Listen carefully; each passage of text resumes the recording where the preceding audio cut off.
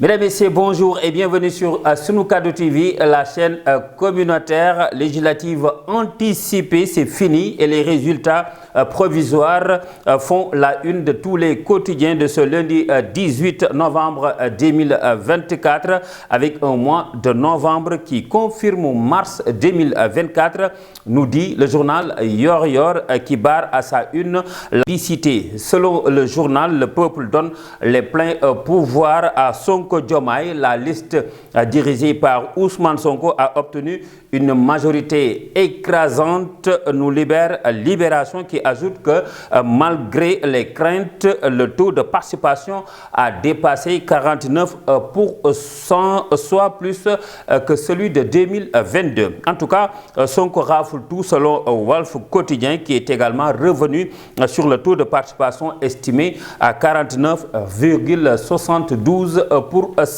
Walf Quotidien nous livre également la réaction des leaders de l'opposition qui félicitent Pastef. Barthélémy Diaz et Amadou Ba félicitent chaleureusement le vainqueur des élections. Bougane parle de confirmation du 24 mars pour Anta Babacar Ngom.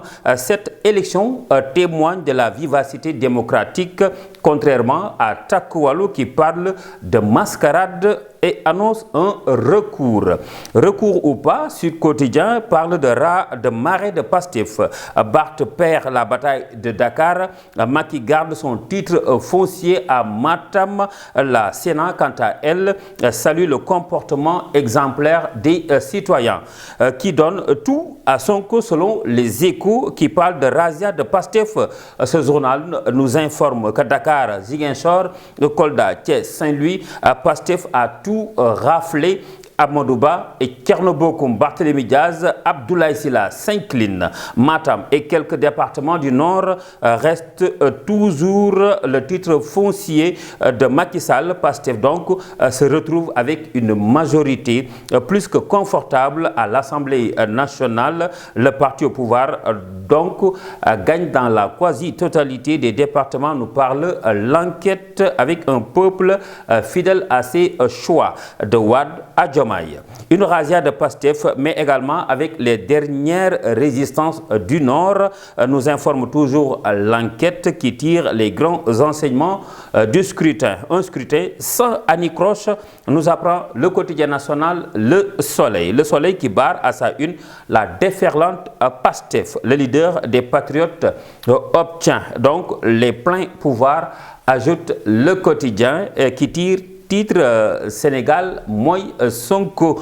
Amadou Ba n'a pas confirmé ses résultats de la présidentielle. Direct News revient quant à lui sur la razzia qui se dessine avec plus de détails.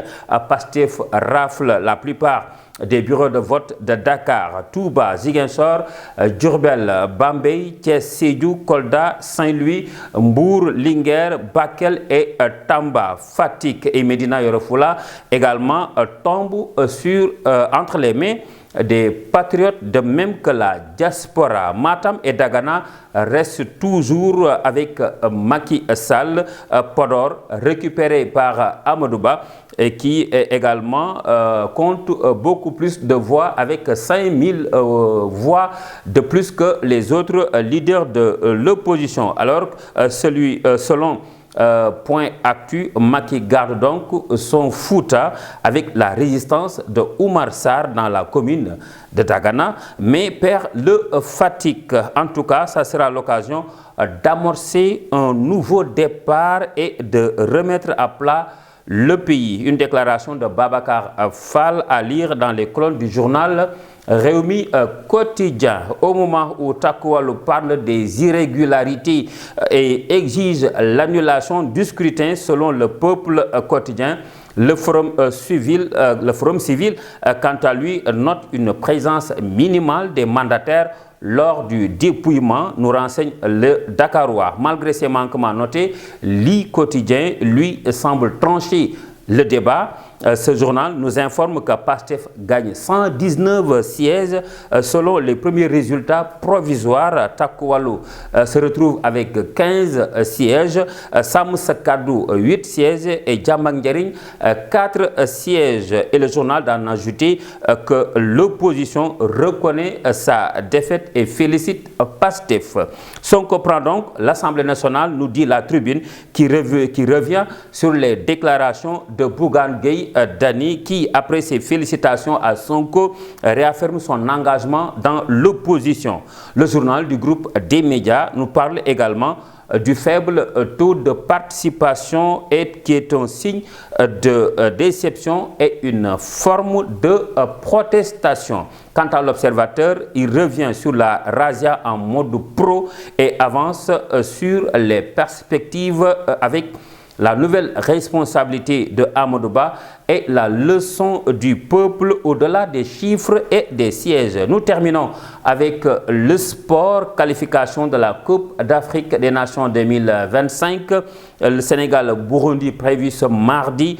Boulaye Dia est forfait, il retourne en Italie, nous apprend Record. Il quitte donc le rassemblement des Lions, ajoute Rewmi Sport.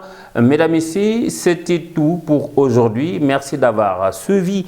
Rendez-vous et puis demain, d'ici là, portez-vous bien.